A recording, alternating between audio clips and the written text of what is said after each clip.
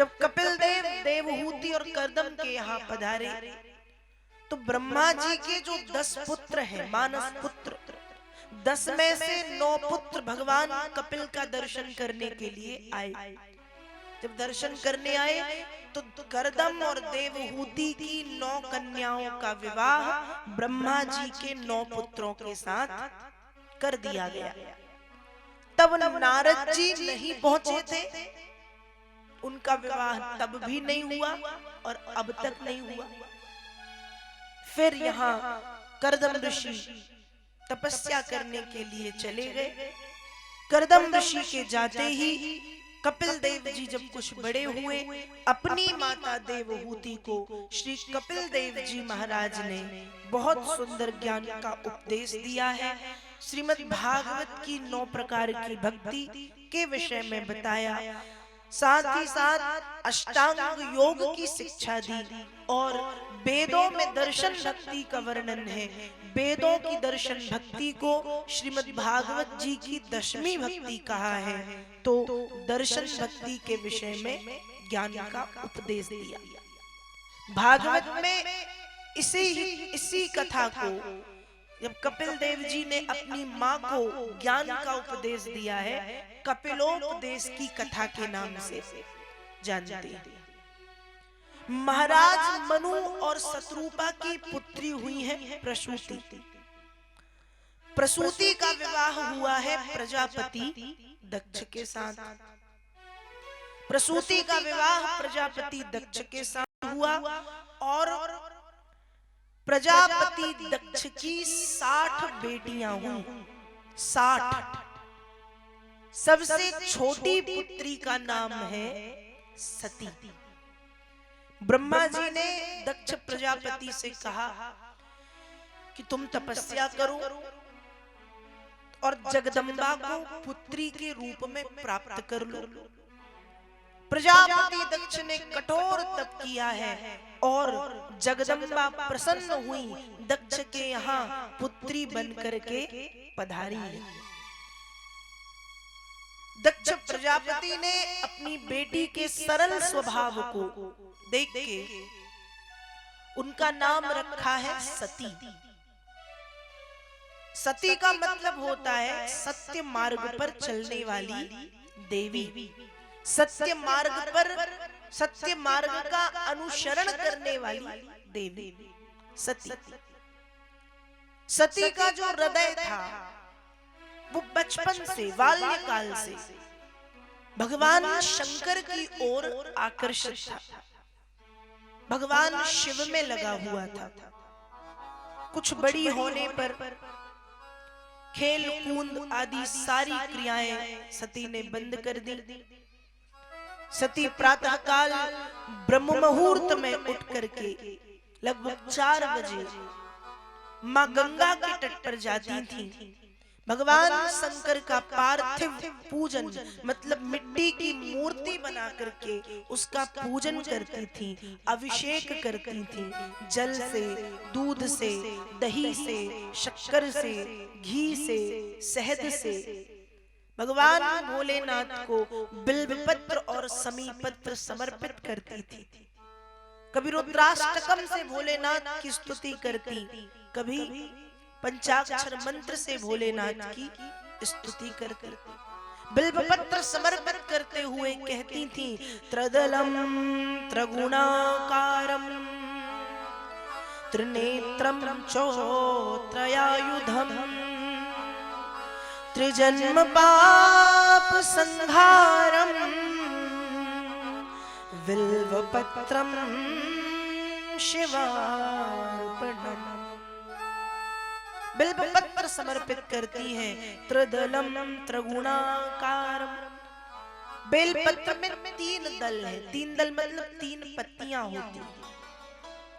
तो 3 पत्तियों वाला बिल्वपत्र भगवान शंकर को जब चढ़ाया जाता है तो भगवान शंकर कैसे हैं? कहा त्रिगुणाकारम, जो 3 गुणों से युक्त है। सत, रज, तम, सात्विकी, राजसी, तामसी। जो 3 फणों वाला आयुध त्रिशूल धारण करते हैं, जिनके 3 नेत्र हैं, ऐसे भगवान शंकर को बिल्व पत्र समर्पित करने से त्रिजन्म पाप संहारम, व्यक्ति के 3 जन्म के जो पाप है वो जल करके नष्ट हो जाते हैं। इसलिए भगवान शंकर को बिल्व पत्र चढ़ाने का बड़ा महत्व बताया गया। तो सती प्रातः काल ब्रह्म मुहूर्त में उठ के गंगा तट पर पहुंच करके भगवान शंकर का पूजन करती, बिल्व पत्र समर्पित करती और भोलेनाथ की बड़ी सुंदर स्तुति करती, आराधना करती। सच्चे प्रेम की पिपासा प्रतिक्षण बढ़ती ही गई और आश्विन मास, आश्विन मास कहते हैं कुंवार का महीना। कुंवार के महीने में नवरात्रि आती है, जिन्हें हम कहते हैं शारदीय नवरात्र। तो नवरात्र में अष्टमी तिथि के दिन भगवती का महानिशा पूजन मतलब श्रृंगार किया जाता है। तो आश्विन मास की अष्टमी तिथि के दिन सारी रात केवल वायु का भक्षण करके भगवती सती ने हवा वायु ग्रहण करके केवल पूरे दिन भगवान शंकर की आराधना की। सती के कठोर तप को देख करके भगवान शंकर प्रसन्न हुए, भोलेनाथ प्रकट हो गए। और जब भोलेनाथ प्रकट हुए, सती ने जब शिव को अपने सामने देखा, आंखों से इतने आंसू गिरे सती की आंखों से कि भगवान शंकर के पैर सती के आंसुओं से धुल गए।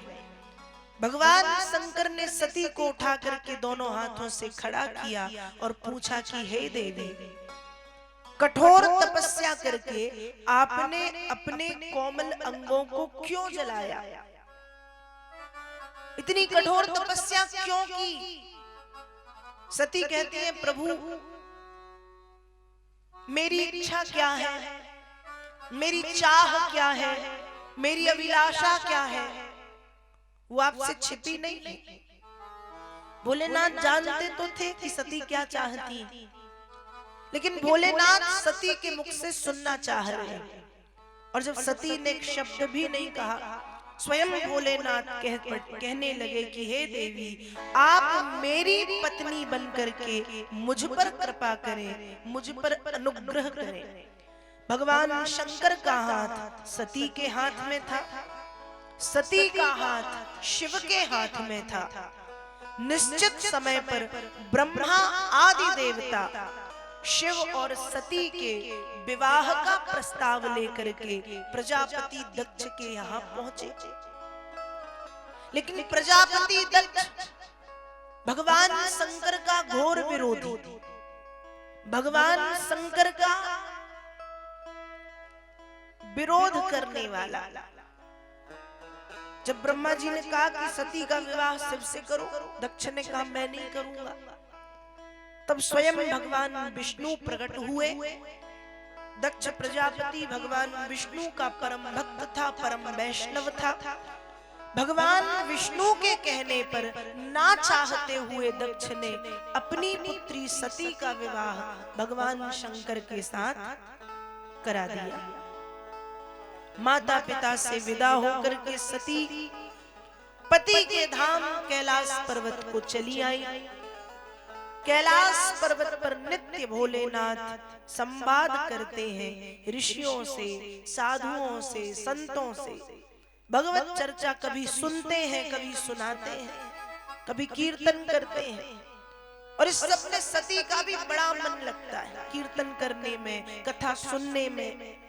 सती का मन भी कैलाश पर लगने लगा।